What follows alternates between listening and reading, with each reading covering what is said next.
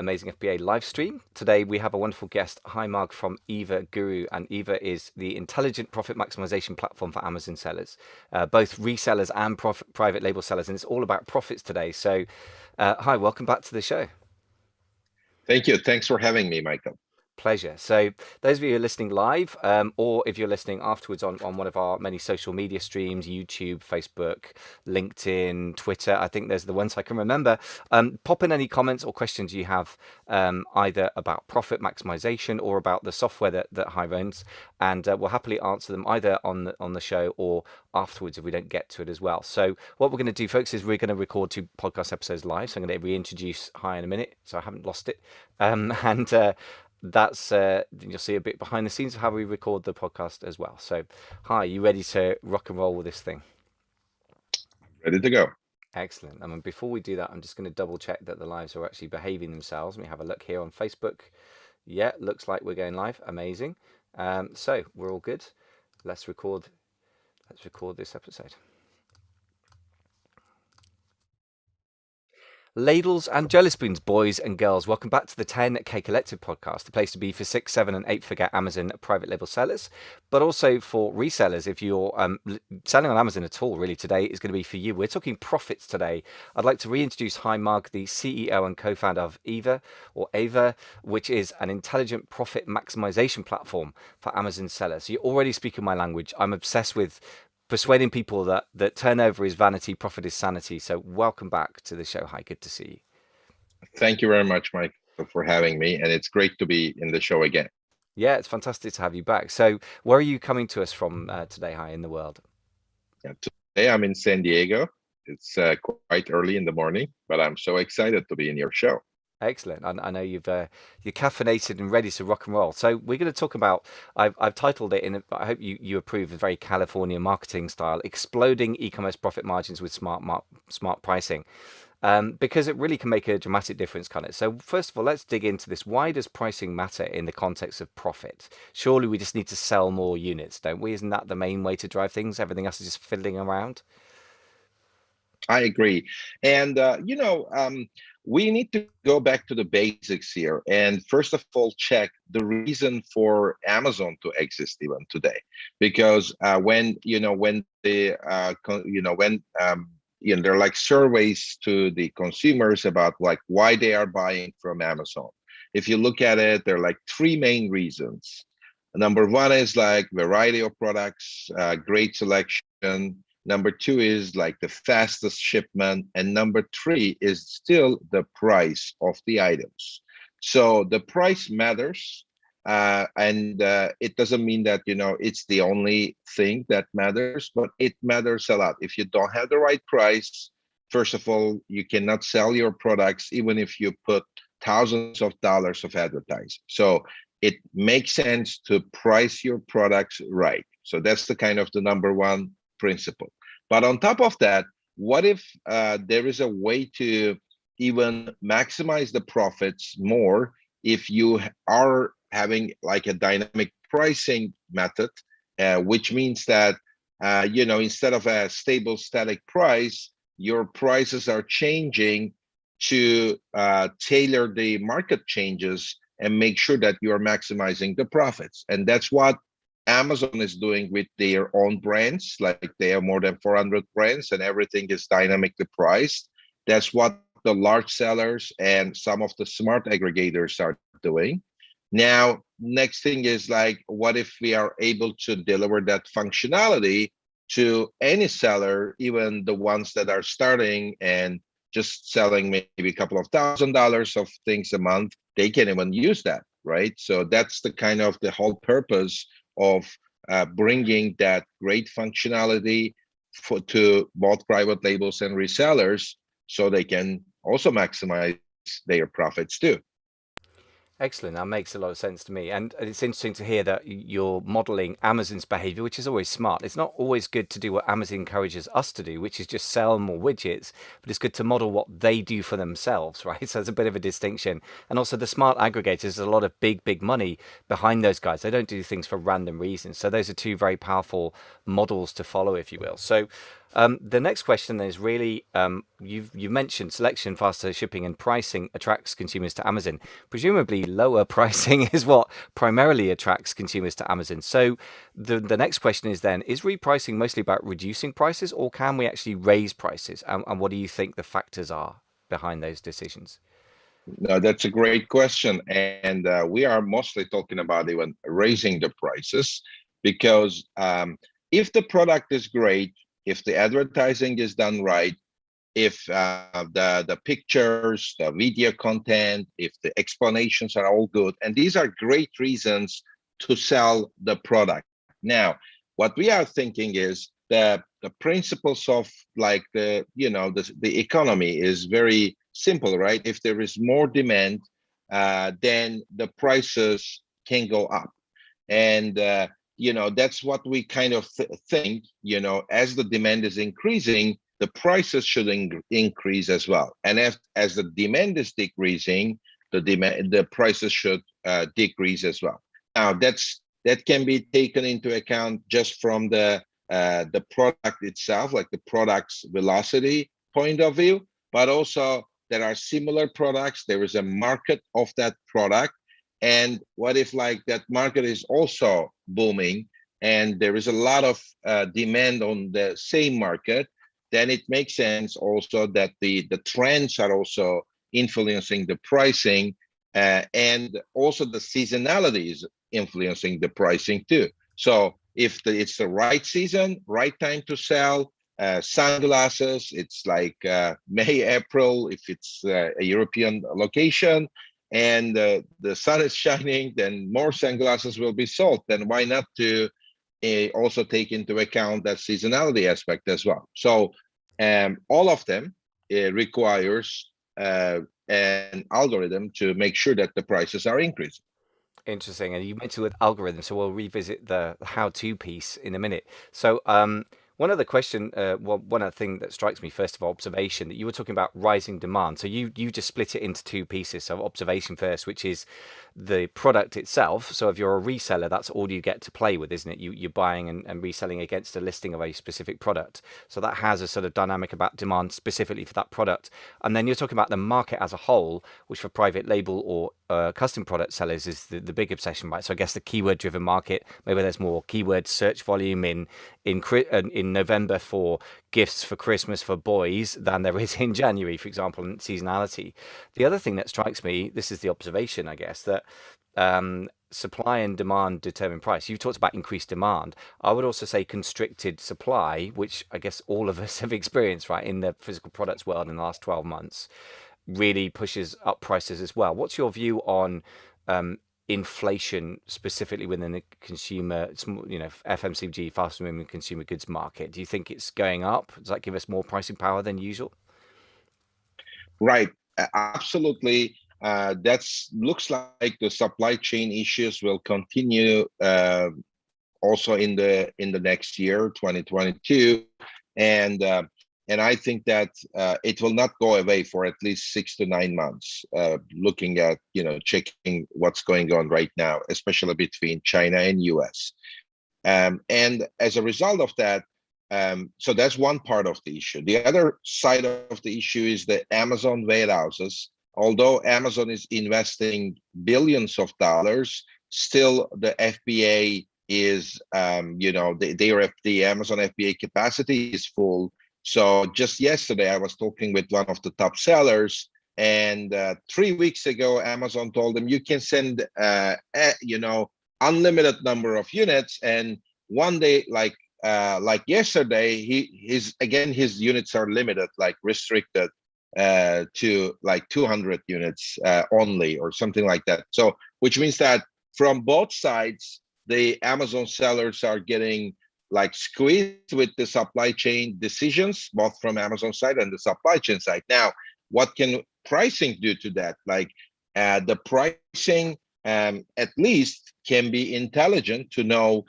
what is the inventory levels. And if the inventory is going down, it's not only about the inventory, but based on the velocity and the inventory, which we call a parameter inventory days, like how many inventory days left for this product.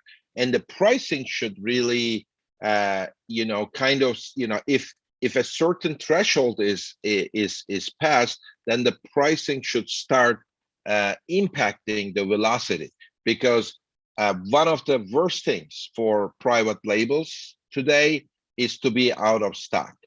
I know that maybe like a year ago, even 2 years ago, I've been to a lot of podcasts where, or blogs where the people are talking about, okay, sell it from one single price and go for out of stock, and who cares? Now, today it's absolutely different on Amazon. If you go out of stock, it will be much harder to come back to the same point in your ranking, in your keyword ranking, or bestseller ranking. Maybe 2-3 years ago, it was exactly the same, like be out of stock for 2 weeks and come back to the same point in 1 hour.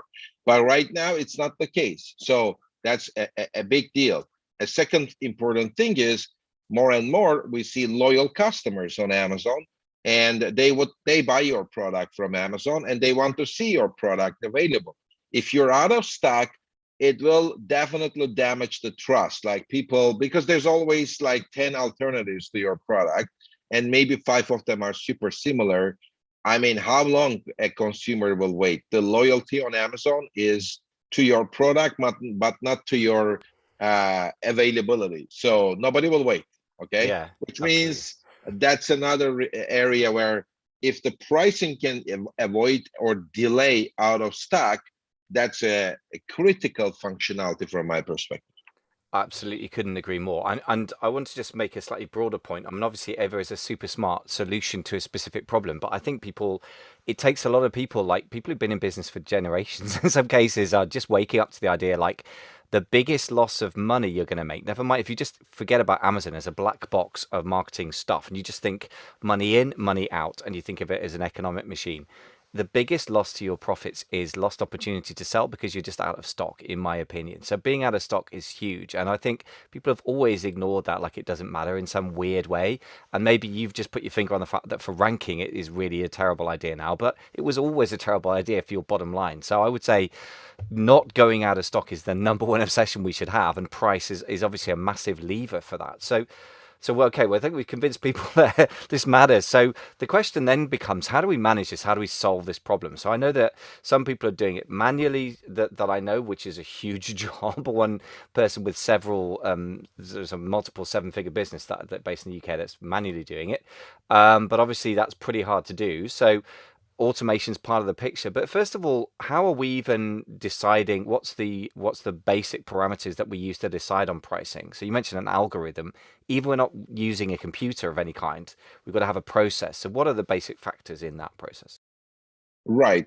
And maybe even to name it an algorithm is not kind of completing the big picture, because it's really an artificial intelligence where the algorithm is a changing one. Like it's not like, because when you talk about an algorithm, it's like maybe always giving the same result as a if the inputs are the same. But the point with artificial intelligence is the output is changing by the time, based on the results, as the algorithm is becoming more intelligent, and that's why it's called the artificial intelligence. And I'm sure that some of the audience are now, when they hear about AI, and they are just telling me, well, everybody's telling us that they're all AI based, AI powered. Well, I got my computer engineering degree on artificial intelligence almost 21 years ago. And based on my very extensive work that I did in the first decade of my work history, I can tell you that, especially on the Amazon space, 99% of anything AI powered or AI whatever by based, it's unfortunately not correct. So it's not AI, because, and then I'm like kind of just creating a situation. So am I now talking about Eva being on the 1%? And yes, that's what I'm telling, because wrote the code in the beginning, so I know that it's AI, because the key point with that algorithm or learning machine, I mean, that's really a machine which is learning, is about collecting more data and then, kind of changing the results. And that's what is existing in AI. So what are the parameters that are impacting the AI decision? Number one is definitely the inventory. We talked about that. Number two is the demand, and the demand has a couple of things like what's the velocity and the seasonality, and the seasonality of the market. Like there is a market seasonality and there is a product seasonality. For example, how do we understand the product seasonality? If the private label seller is selling the same product last year, that gives a great input to the AI. Okay, take into account the last year sales velocity, and based on that, come up with also some ideas about what will happen this year. And the market conditions definitely important there. And I mean, these are more kind of the results of a lot of other actions, by the way, which is like the quality of the content, advertising, and the cost of advertising, not only just advertising itself, but the cost and the ACOS. All these things are reasons that are impacting the velocity, and then the velocity is impacting the pricing decisions as well. I mean, if you think about that. Yeah, so I guess it's a second order derivation, right? So you do a bunch of stuff that impacts the velocity, and then the velocity affects pricing. So, yeah, it's quite a complex sort of A affects B, B affects C. But I can certainly understand the basics of that. And one of the things I just, again, another thought is that the advertising number that I think is critical from the sort of linking marketing with finances is the total advertising cost of sales, or the advertising to sales ratio, which very simply, if you sell $10,000 of a product in a month and you spent $1,000 on advertising on that product overall, that would be, for example, 10%. So I think that number is critical because that means you're either making a loss or a gross margin. And it strikes me that that number is a function of two numbers. One is the advertising percentage, which everyone's obsessed with, but the other one is, of course, the selling price. And if you're increasing the price, then effectively you can afford to spend a bit more on advertising, or if the ad stays the same, you make more profit, right? Which is, again, coming back to profit maximization. One of the most important things is that relationship between the two things, right? And any thoughts on how that impacts the No, situation? I mean, there's definitely there is one more question that you also mentioned, that a lot of sellers are doing this manually today. And my question to the sellers is like, the challenge is like, anything that is deviating their interest or focus from the product quality, supply chain. I think it doesn't make any sense to spend time on pricing. And that's one thing. I mean, the sellers should like just outsource this stuff. And in this case, Eva is doing it perfectly, and it's almost impossible to do it in the way that Eva does, because out of all these parameters, the other important thing is the Amazon. Because if you change the prices and Amazon is not happy with that, based on the Amazon fair pricing policy, then the buybacks will be suppressed, and which nobody wants as well. So Eva already knows and aligned with that fair price policy, and ensures that you have the buybacks 100%. And when I talk about the buybacks, some of the private labels will say, well, I have no problem with buybacks. I got it. I hear it all the time. But here is the thing. You do not own the buybacks 100%. And maybe it's 97%, because 3% of the time it is suppressed, which means you're gonna have a drop of 30% of your sales during the suppression time. So all of them together, it doesn't make sense to manually update the prices, rather make it more efficient and automated or autonomous, but then have a control on the end result. If you don't like a price, it can always be updated in the system too. So that's a much better way of kind of using the autonomous pricing, but also maybe spending 5% of the time that you spent before and make sure that you're happy with the what we you see as the result of the pricing game. So that makes a lot more sense, I think, for the sellers. Absolutely. I mean, if you're a private label seller who thinks that you have the buy box 100% of the time, you really need to go and check your statistics because that's never true. I mean, and yeah, Right. you're absolutely right. If you think that you're already drifted away from reality, go check your stats. The thing you're talking about with solutions, very interesting point. So really, you've outlined there's artificial intelligence, which is quite rare, and obviously you've been in that field, specialised in that, and you specialised in it as a student for 2 decades. So this is one of the reasons I think you're an important person to talk to about this stuff, because there's then, I guess, rule-based systems, which we've mentioned before, but we can talk about. But then the thing about the manual thing is that strikes me is this: because it's such a big and fiddly job and a constantly fluctuating situation, if you're going to outsource it to somebody, it's going to be literally a full-time job for one person, and then you're going to have to manage them. So you're still going to have to, as the whatever CEO, COO in your business, sooner or later review other people's work or review the work that you get from an automated system, right? So either way, you've got to have the structure of pay a bit of money, get somebody to do it or get a system to do it, and then review it yourself manually. So in a way, I don't think it's so different from each other as people might think. I mean, what are your thoughts around that? Do you have people that sort of blend some kind of manual teamwork with Ava, or how do people do that in real life?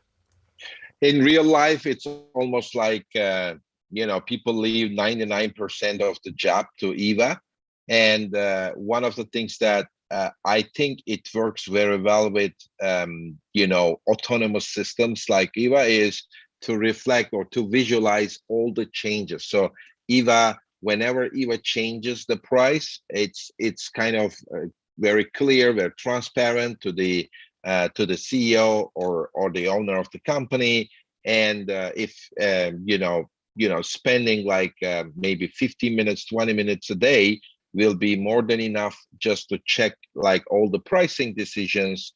And maybe there is something that that Eva doesn't, and that may impact the price decision. For example, you got a call from China, and that the next shipment will not arrive in 4 weeks because it's stuck somewhere in Hong Kong. I mean, that information is not available to the system. But because that may impact you to intervene and create another decision, right? And that's super simple. It can be done in few seconds just to update the price. So what I'm saying is, like, do not like, as some of the private labels, like, they're all getting a bit afraid. Oh, this system will change our prices, we're going to lose the loyalty, we're going to lose our sales. Well, in fact, I mean, nobody is I mean, I would like to tell all the private label sellers, based on the surveys, I have never seen any Amazon consumer expecting that you are going to have the same price every day. There is no expectation like that. It is not retail, and your price is not like $10. It is really like 5.46 pounds, and tomorrow it is 5.48 pounds. Nobody cares about that. What we people care is, at the time they look at your product, they want it to be available, and they want to buy it. And then they can have a one-click buy. And they definitely check your competitors. Don't think that they will just buy from you. And if you are like maybe priced higher, that may create a question mark. Unfortunately, loyalty is not that high, and that's why people go to Amazon. To, again, number one reason, variety of products. It doesn't mean they will always go and try find your product and buy that one. Yeah, it's very true. And two reflections on that. One is that I think we get very stuck in comparing ourselves to ourselves as sellers, and that's a bit like product centeredness as opposed to consumer centeredness. Very dangerous, because that is not the world that consumers inhabit. As you say, they go to Amazon, and it's not about what your price was 3 months ago. They don't care and remember that it's about what your price is compared to the competition right now. So in other words, it's more geographical than time based. They're not historians. They're like looking around the landscape and going, oh, this is actually attractive looking, and it's half the price of this one, so I'm going to buy that. as you said, there's not much loyalty. And I think we delude ourselves if we think that they're that obsessed with history. And you know why we do it? Apart from being centered on ourselves, because all human beings are naturally self-centered, that's normal, but it's a mistake as a business owner. But also because once in 1,000 times, you're going to get a really angry message from somebody, and we're going to remember that because one person in 1,000, whatever it is, I don't know if it's 100 and 1,000, very rare consumers actually care enough to get angry about it. But that doesn't mean the majority does. I mean, I would say the statistics are what you got to follow. So just a couple of thoughts on that. When it comes to then this, you mentioned already, let's deal with this. Artificial intelligence is rare. Most people claim it, but it's probably more rules based. How do we know as users of such systems, how are we going to tell the difference? Because if everyone's claiming the same thing. Right. I mean, when it comes to it's really about giving you a next best action, right? I mean, whatever the concept is, there is a next best action with an AI system.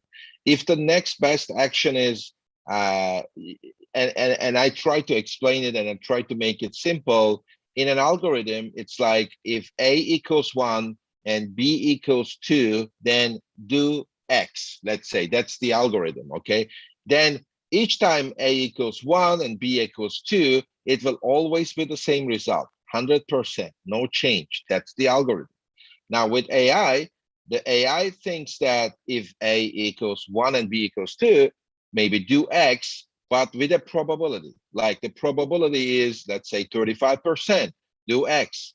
But if doing X do not create the best result, meaning that there is a price change and the price change impacted the velocity in a negative way, let's say, because that's not the aim, then the artificial intelligence will take that result into the decision-making process and increase the weight of deciding on doing A or doing B as a result of something else. You know, like the probabilities change every day, which means that if I try to convert it into what you're going to see is different results based on like the same decisions, because the decisions are always tailored to what the Amazon is like doing with that decision, because the Amazon way is not always the same. Amazon is also changing the algorithms. For example, Amazon is changing the way the buyback suppression works from time to time.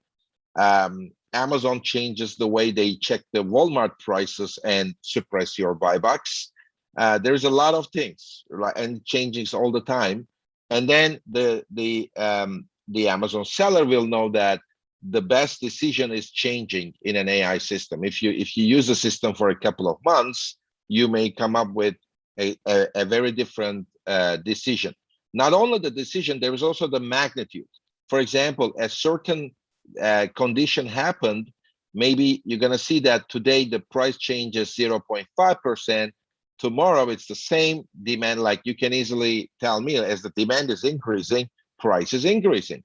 And I can tell you, yes, you're right. It will never be like when the demand will increase, one day AI will think, no, it's not anymore. The price should now decrease. But the magnitude of the change changes in an AI system, if it's clear. Try to make it as simple as possible. I think I got it. Yeah. So obviously you got the job of explaining to non-technical people about technical things. So that's always going to be tricky. So let's. This seems like a natural point to say. Well, at some point you probably just got to try it and see the results. Because what I suppose you're saying, if I put it in simple words, is it's going to look very variable day to day, but the only way you're going to tell that the system has learnt to manage for a specific result is to look at the results over time, right? So I guess you just have to try stuff out in the end. So let's talk about what Eva offers, or Eva, I never even know how to say it, Eva.Guru. So what it offers in terms of repricing stuff? How do people use it, and what offers have we got for them? I really like what you said. It's very important to try before anything. And we offer a trial period. It's 15 days today, and we did a lot of tests. It's actually 1 week of test is more than enough, because you can switch on the pricing for the SKUs and check it out, like how the things work. And in a week or two, you'll have an understanding. And if you don't, like we always, work with you. There is 24/7 support. We make sure that your products are priced correctly, and then based on that, you observe it for a few weeks, and you'll get to the result. Now, the other thing is, there is no annual commitment or anything on Eva. We very much trust that the system works for the Amazon sellers, because more than 1,100 Amazon sellers in UK and in US are using it. So we are very confident. Because of that, there is no contractual liabilities or anything. So, for a seller, just try it for 15 days, subscribe for a month and continue to use it. And if you don't like it, it's always, they can cancel. But what we have seen is very obvious results, because we ask them to put a minimum price, like a minimum affordable price, which is typically their static price, and then the system will sell the same sales velocity always above that static price. So no brainer, it will just generate more profits. Typically it's 5-10% more profits over a month that anybody can easily observe. Excellent. Well, yeah, that's easily done. And by the way, just to put in perspective, I was chatting to a seller the other day about Eva, and I said, look, by my calculations, and by the way, they've got pretty low gross margins at the moment because they've had big challenges from China. They're not the only ones in that situation. So then profit margins are down a lot more than they would be normally. And I said, even so, if you look at the cost of Eva and how much you need to increase your profits to pay for this, I calculated it's about 1% increase in profits. Like, that's pretty titchy. Like, any system that's any good at all is going to do better than 1%. And so if you increase it 10%, you've got a massive return on investment. And as you said, it's not going to take very long. Again, if it works the way it should, and the only way you're going to know stuff is to try it out, which really brings us to how people get to use the trial. So if you go to amazingfba.com/Eva, EVA, you can access that free trial as well. And I have to say that the support is very, very good. The clients I've got who are using Eva are very impressed at the amount of manpower that you've thrown at this, which is unusual for an affordable software. Normally it's like an agency charging you thousands will do that, but not normally a software. So that's very good. And I have to say, so far the results are very impressive for the guys I got using it. So I know also that we've got a cheat sheet coming up, which is not created yet at the time of the broadcast, but the live broadcast, but for the podcast listeners should be there. So if you go to amazingfba.com/reprice, REPRICE, you get access to that as well if you're listening on the podcast. So you and I are creating that, high, aren't we? So we're going to have to get on with that now. We've made a public promise. The other things I should mention, by the way, which we haven't got around to yet, parent-child pricing is something you just developed, isn't it? Which sounds really exciting, for mid-November. So that should be available once people hear this on the podcast. How does that work? How are you setting that up?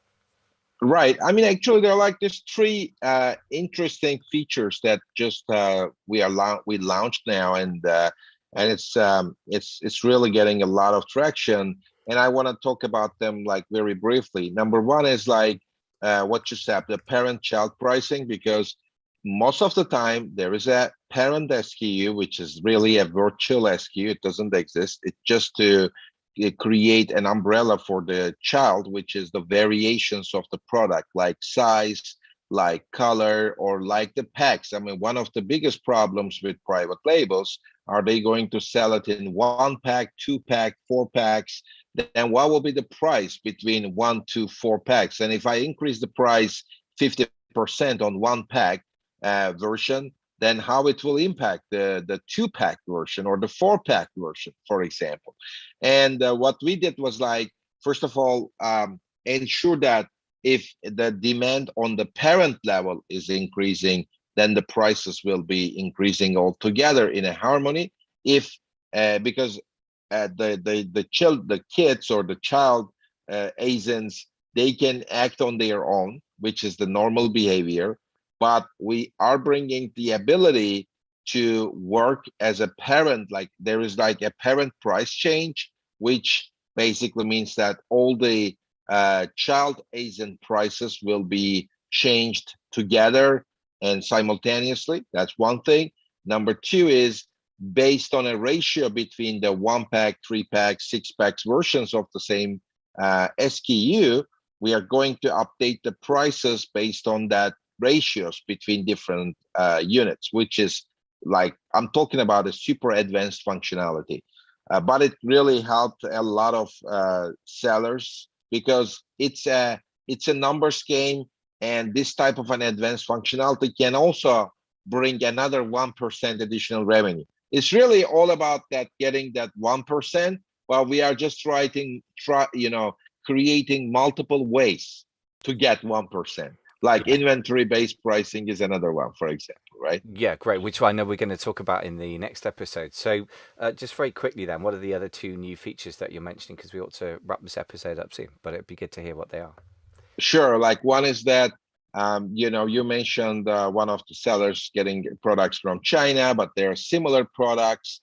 And if a very similar product is priced much lower than you, then even if you spend thousands of dollars on marketing, you will get nowhere because your price is already higher than a similar product. So we created another feature which you can monitor the similar products, which is not a big deal. I know some other companies are doing that, but you can also price based on the competition. For example, you can say I'll be 6% lower than the competition or 5% higher. And there's a similar ASIN pricing, which is quite unique. The last one is psychological pricing. A lot of sellers are looking for not like a 5.02, but they want to price their, SKU 4.99 or 4.49, and that's like a price rounding, let's say, function, which is also available on Eva, and a lot of sellers were waiting for that for a couple of months, and I think that will be another interesting feature. It's really, I cannot say it is it is as it is a psychological pricing. I cannot say that, oh, that will be another 1% for you, but at least psychologically the prices will be 4.99. I'm still personally, I'm not convinced that it is it is really impacting Amazon sales, but I know that psychologically a lot of sellers want that.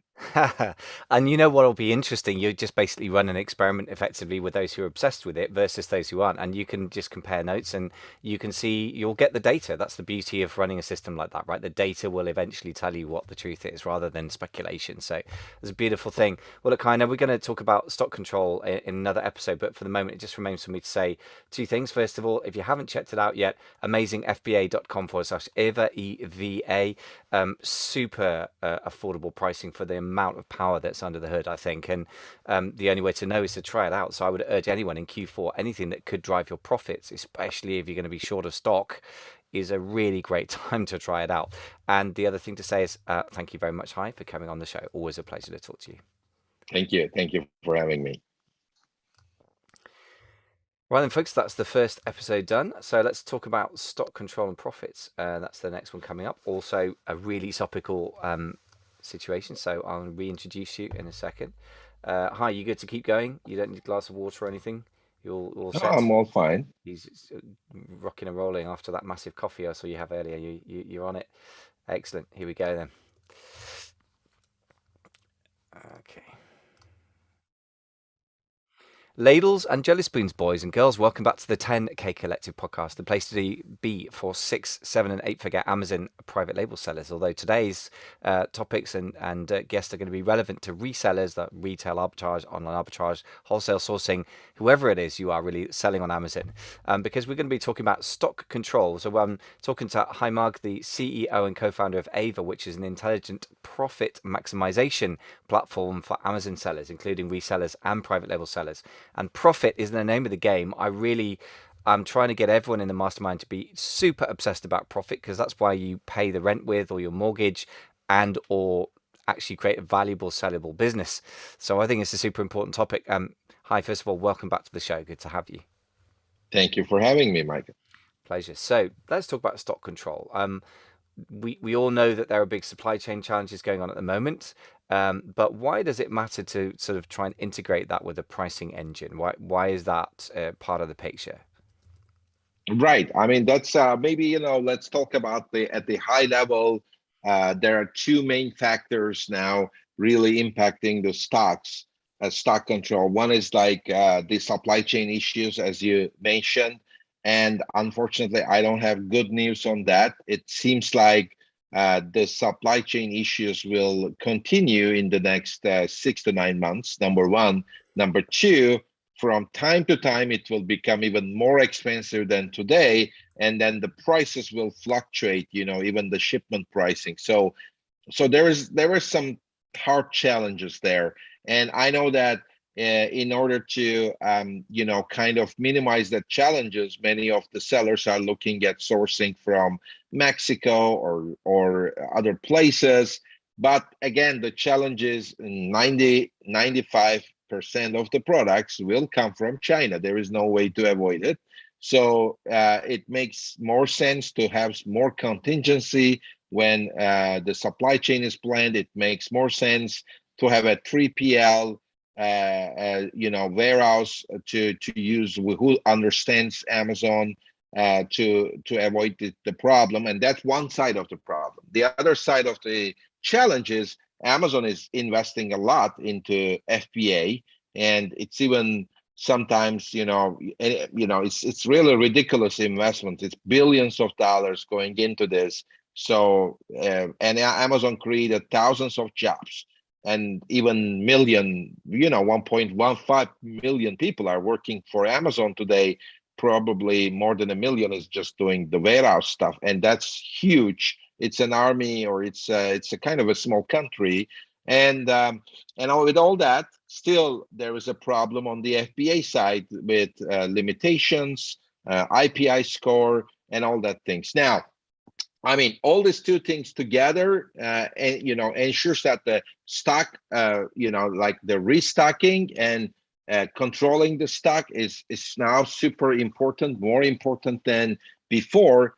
But how pricing can help on that is like actually the pricing and the velocity is the main kind of the parameter. If you think about it, there are two parameters there. One is the number of quantity on the inventory, and number two is how many items you sell every day. Now, that's the velocity. Now, these two things coming together, you can define how many inventory days you have on your FBA stock. Is it 10 days of inventory? If you are selling 5 units a day, meaning that you have 50 units in the inventory and you have 10 inventory days left. If we take this like as a very important parameter, the inventory days, then the pricing can influence the number of inventory days. So what we thought and what works very well also in the last Q4, we got phenomenal results. We got more than 30% profit increase that the private labels they use. And I know I'm like, oh, 30% is too much. And I'm telling you, this is real numbers. 30% increase on the profits, and we were able to avoid the out of stock issue for a very long time, because the velocity, what the pricing is doing is, as the price increases by the time, because there is a stock out a challenge, and as the price is increasing, velocity is going down, number of inventory days are getting longer, and the profit is maximized. That's kind of like how the things come together between price and inventory. Yeah, I absolutely believe you. The thing is that 30% sounds like a heck of a claim, but if you think about it very, very simply, and anyone who's been around in this business for a while knows this from brutal reality. Like there's one guy in the mastermind, whose family's been in retail for 4 generations, and manufacturing retail, so brand owners, and he's been selling on Amazon for years. And he said, yeah, you know what? I think we had a conversation 2 months ago where he said, yeah, I've realized that the absolute number one objective for the next year is just don't go out of stock.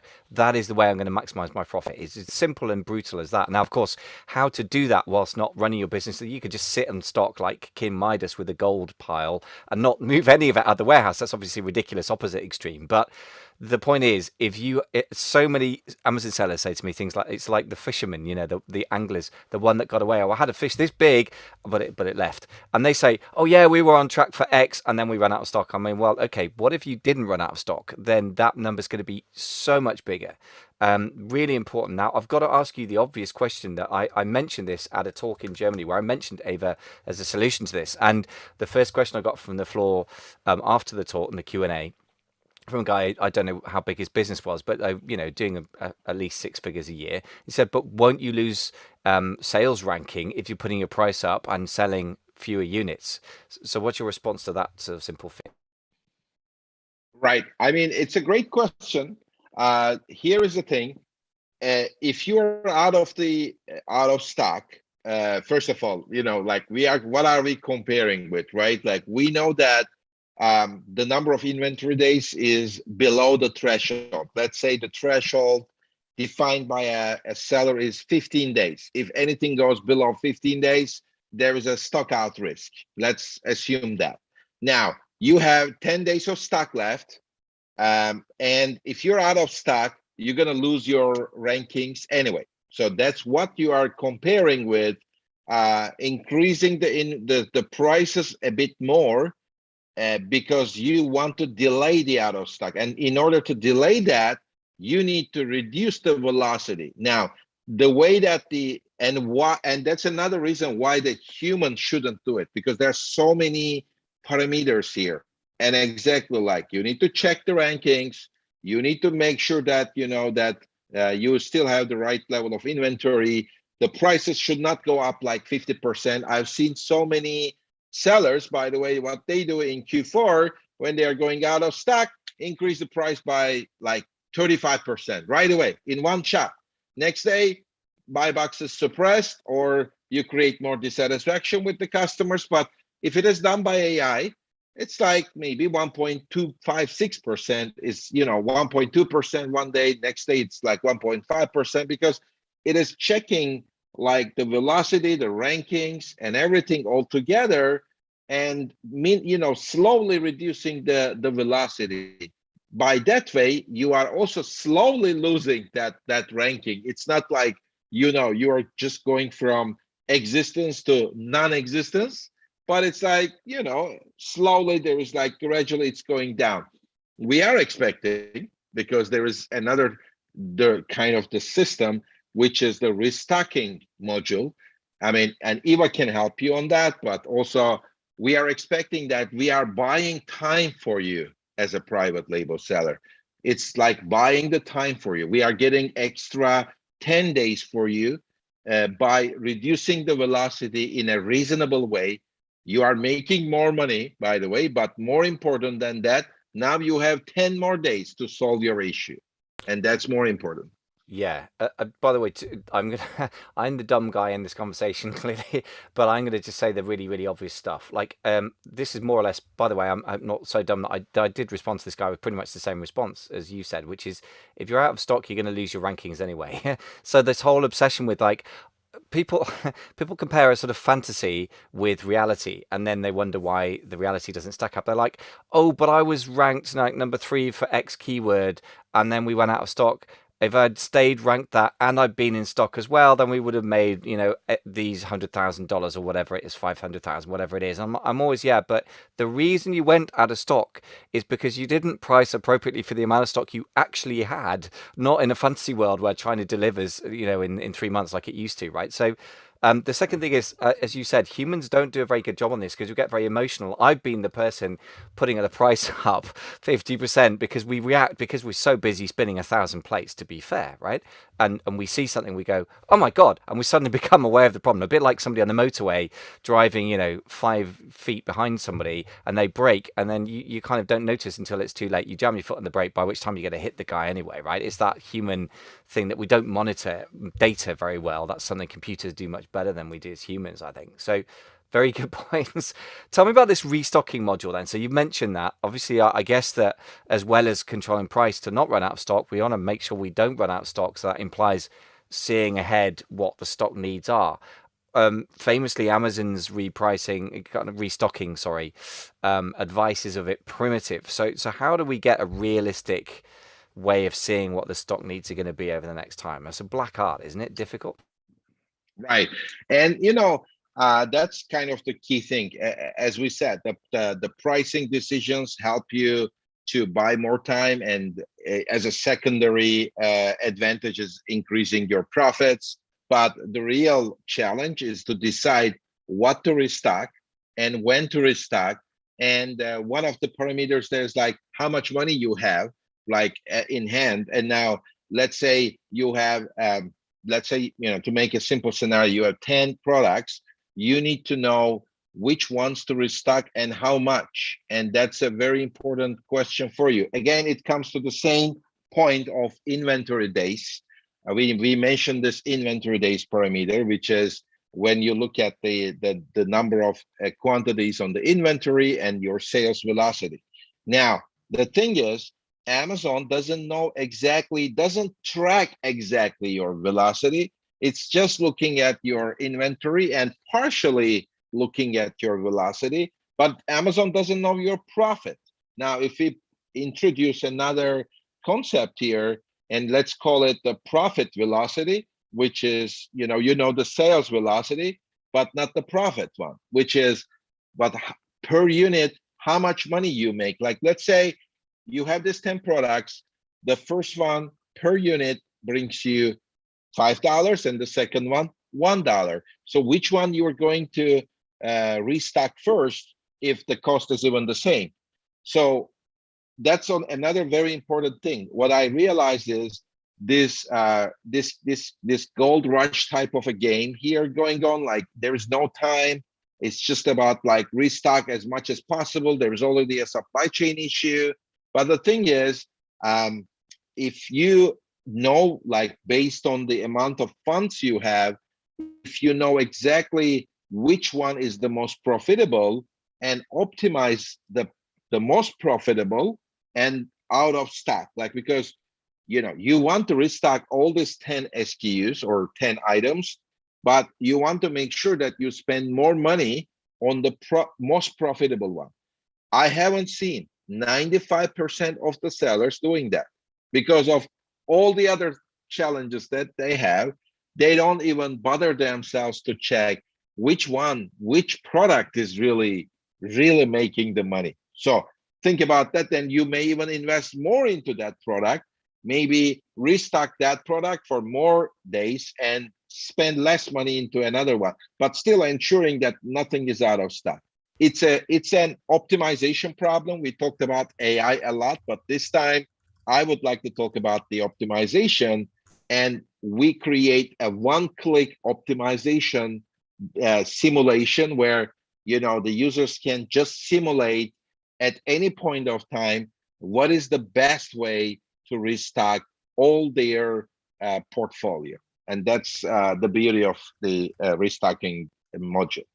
Yeah, it's super smart thinking because, again, what I really like about this, and hopefully there are people who, even if they don't end up using Ava for a bit anyway, or maybe they'll come around to it, but there's still learnings here, which is this, that it's an asset allocation game, right? Like investors, they say that the number one determinant for somebody investing in the stock or share market of future wealth is asset allocation. In other words, you put a certain amount of money into gold, you put a certain amount into oil, you put some into stocks, you put some into bonds, right? So, and some produce a bigger return than others.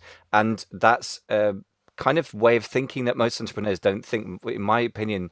my experience rather, they do two things. Number one, they assume that budget is infinite, which is kind of obviously not real, but when they're restocking, they kind of think that way.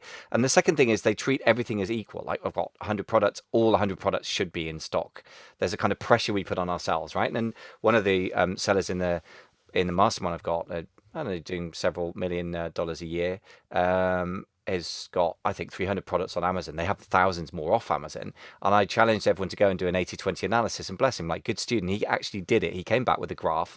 And I think his top 10 products were responsible for about 50% of his products. It's really skewed. And the 80/20 rule always kicks in, right? So if we're willing to embrace that reality, then that changes everything. And then your system adds gasoline to the fuel, as you say in the States, and makes it quick and easy to do, as opposed to sit there doing a manual analysis and spreadsheet hell, which I've seen a lot. What are the other classic? You said one of the errors that people make is that 95% don't even check which products make money, which I absolutely know to be true from my conversations and work with them. What are the other classic errors that people make in the sort of restocking or stock prediction, stock management area that you see? Like one of the things that I really enjoy, Eva, is like we are not trying to limit ourselves to kind of try to solve the problems with the same tools. Like, we're talking about, like, yes, I am the AI guy. I mean, all our people are software engineers. It's great, but here there is another issue that we found like 6 months ago. One of the biggest thing is that 3PL, or the warehousing piece. Like at the end we expect that the sellers will push like a lot of units into a warehouse, and the warehouse will feed the Amazon FBA, and that's called like the Amazon pre-planning or pre-FBA, the pre-packaging and all that stuff. Like, it's a 3PL service, right? And what we did was, first of all, thinking out of the box, I thought, we should open warehouses. Because the reason is, today the warehouses that a lot of sellers work with, the seller needs to tell the warehouse, restock this item. So the assumption is the seller looks at Eva, clicks to that simulate button, exports the result to an Excel sheet, and then tells the warehouse guy, now please send these items to Amazon, because that's one way. The second way is to tell the manufacturer, and then the manufacturer will send it to the warehouse. Now, the problem that we thought here that we can solve is why the warehouse needs even the seller's input, because normally if it is intelligent enough as a warehouse, they should know what's going on Amazon, and when it is required, they should be already restocking the items without even asking to the private label guy. Why should the private label guy, the owner of the Amazon business, should tell it to the warehouse guy? The warehouse guy should automatically do it. So we created the smart warehouse concept. Now we already applied it to two of our warehouses. One is in Houston, Texas. The other one is in Ontario, California. And we welcome the private label sellers to enjoy that, because the prices are ridiculously cheap. I mean, that's what we wanted to do. Like, we make sure that they really enjoy using a great warehouse service, and it is smart. Everybody knows about Amazon. No need to tell them when to restock, what to do. They take care of the returns. They take care of the restocking. If there is an FBM order, and we'll come to that as well, there's another piece of that.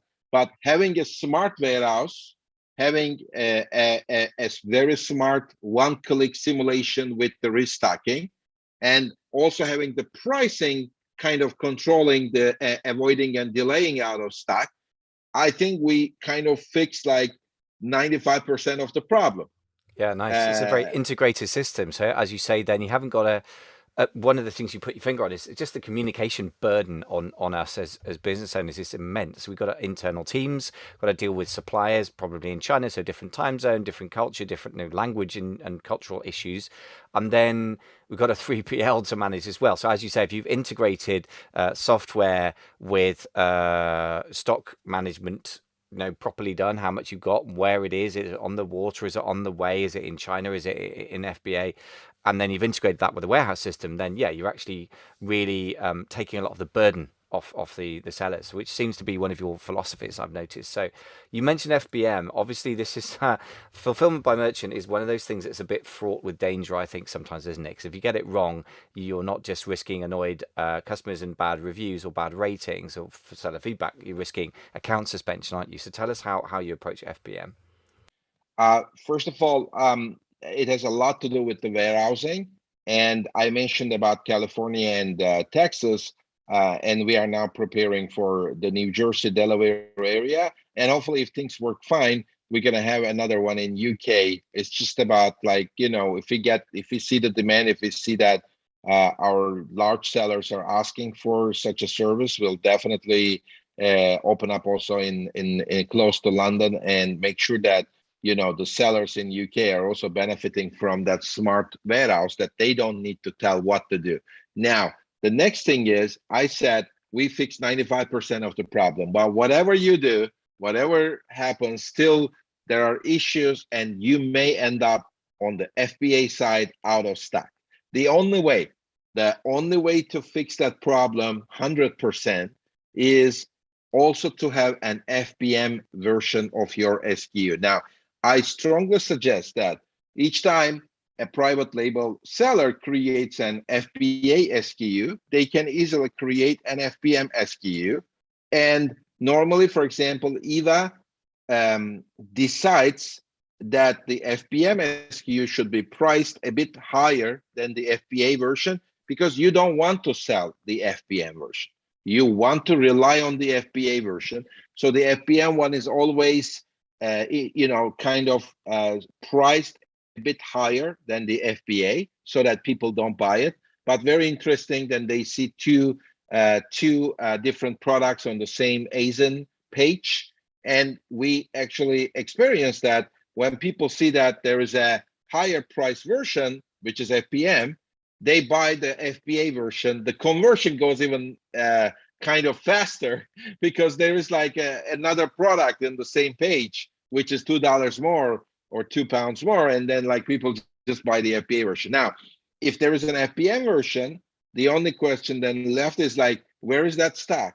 Like, and a lot of private label sellers, they don't want to, the reason for them not to use FBM is because they don't want to, have that problem with the, another warehouse, shipping and packing and sending it to the consumer directly, make sure to, manage the returns and things like that. So there's another issue there.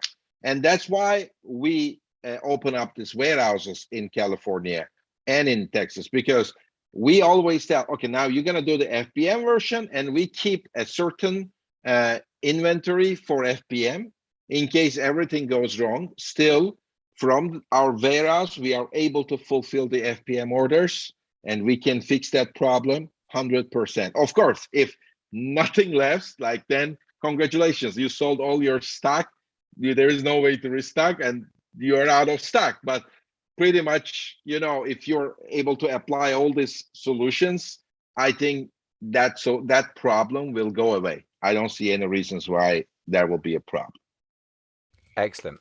Well, that's certainly makes a lot of sense. I mean, in the end, we just have to find trusted partners. It reminds you of can't remember who said it recently, but the who, not how question, right? So how do I solve a problem like running an FBM warehouse, which is a huge responsibility and work, versus who can take it off my hands reliably? So I guess that brings us really to the final question, which is, what do you guys do? You have a wide variety of solutions. Obviously, we talked about repricing and stock management or replenishment, warnings, and the integration between those two, which is super smart, I think. And that's obviously driving, I think you said like 30% increases in profit you've seen. You've obviously got the warehousing as well. So, what else do you offer that's integrated into the package, the standard package for Eva? Well, for the private label sellers, like, if they are looking for any type of consulting services, we provide that too for our customers. It can be from SEO optimization to PPC automation, or manually checking all the PPCs, auditing the account, account health management, feedback management. So we pretty much provide a turnkey service as well for the private label sellers if they want to. Uh, but we are not like, I mean, the real value of Eva is the platform, is the artificial intelligence that is like fueling that integrated platform. Eva is not like bunch of tools, like 15 tools, 5 tools, 10 tools. I mean, I can come from an enterprise software world. I built, systems like Oracle, the IBM in IBM. And, the key point is it's not about tools, it's about a platform approach. And I think with the aggregators, with billions of dollars coming into the Amazon space, with almost like retail becoming an extension of e-commerce rather than the other way around, e-commerce requires now this type of like Eva type of platforms to be successful, where pricing, stocking, list generation, and all these things are integrated. It's like a dynamic ERP system. It's not just the typical ERP, but it's like very dynamic part of the ERP with all the restocking, repricing, auditing the transactions, reimbursements, all that stuff. That's what we are, building as a vision. But if there, and then there is a requirement to make sure that the warehouse should work aligned with that, because otherwise, especially on the restocking problem, it's not a software problem. You cannot fix it because you have the greatest Excel or even Eva, but you also need to fix that warehouse to work in the right way. And that's why we invested even into the warehouse. It's very interesting, actually. It reminds me of the path that Amazon took, really, because a lot of people think the Amazon warehouse is all about robots. And yes, they use robots, but apparently there are warehouses in the e-commerce world that use more robots than Amazon traditionally has. But the artificial intelligence is very, very built into their warehouses. But what it does is, for example, tell humans the path to take through the warehouse when they're picking and packing stock and things like that. So the integration of warehousing and artificial intelligence obviously is a very old one for Amazon, and you guys seem to be following the same path. Very interesting. And ERP, by the way, for those who don't live in the corporate world, stands for Dynamic, so it's Enterprise Management System, right? So in other words, it's an integrated system, not, as you say, a bunch of tools, which I think is so important to emphasize, because we all know software, I'm naming names, which is very useful to have 10 or 15 little tools that do different jobs.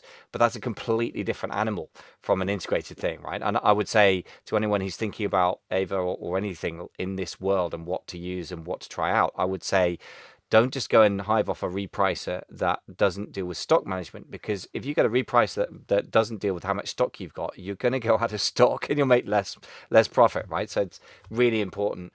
So if anyone wants to check it out, we've got a link from Amazing FBA, amazingfba.com/Eva, EVA. And I know that, Hai, you and I have privately committed to this. I'm going to publicly commit us to this cheat sheet we're creating, 5 top stock control strategies. So I'm going to publicly commit this to that. If you're listening live, it's not available yet, but if you're on the podcast, we'll get it done in the next couple of weeks or so. If you're listening on the podcast, it will be available at amazingfba.com/stock control. And we're going to boil it down to the real basics, because nobody has time to read really long reports. At least most of us don't.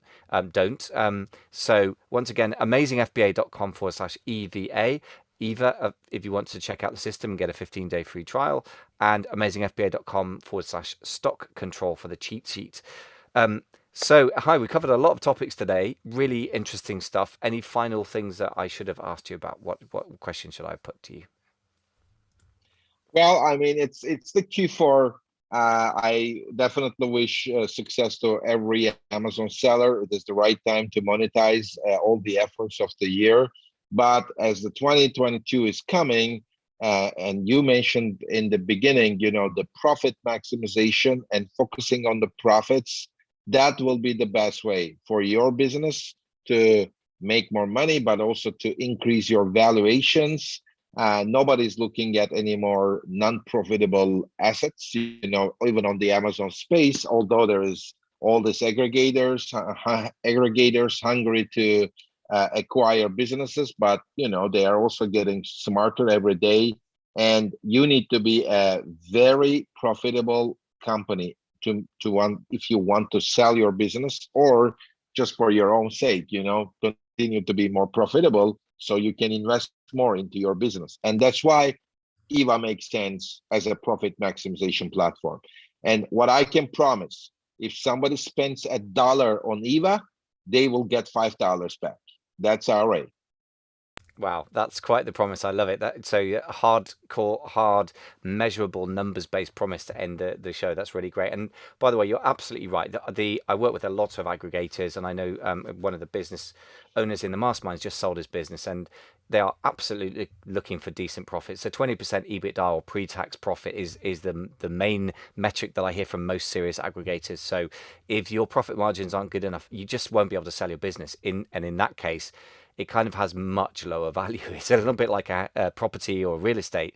In theory, it may have a value, but if you can't sell it, it doesn't have any actual market value. So it's a really important point. And listen, a 5-to-1 return on investment, I'll take those odds every day. Great numbers. So, hi as ever, real pleasure to talk to you. Thank you so much for coming on to the 10K Collective podcast. Thank you very much for having me again. Great, folks. That's our podcast dealt with. So if you are listening live or on the replay, feel free to pop in some comments. Hi, make sure that you and I are Facebook friends. I think we probably are. But anyway, we'll make sure you get to see them and can respond to any points. And I'll respond with any thoughts I have around profit as well. So a profit is for everyone, not just for software operators. But really glad we talked about this profit topic, man. I just think it's not obsessed about enough. I mean, people mention it and then they go, yeah. But what about revenue? What about sales? I'm like, don't care about sales. Actually, nobody sells a business based on sales these days, unless it's a really big business. It's all about profit. That's the value driver. That's it, isn't it? So, super important discussion. I love your 5-to-1 profit, return on investment promise. That's fab. So, anyone who's watching live, don't forget to check out the product, amazingfba.com/EVA. I'll put links below as well. So hi, we must let you get back to building your platform to end all platforms. So it makes everything else redundant eventually. And great to see you on the show. Thank you. Thank you.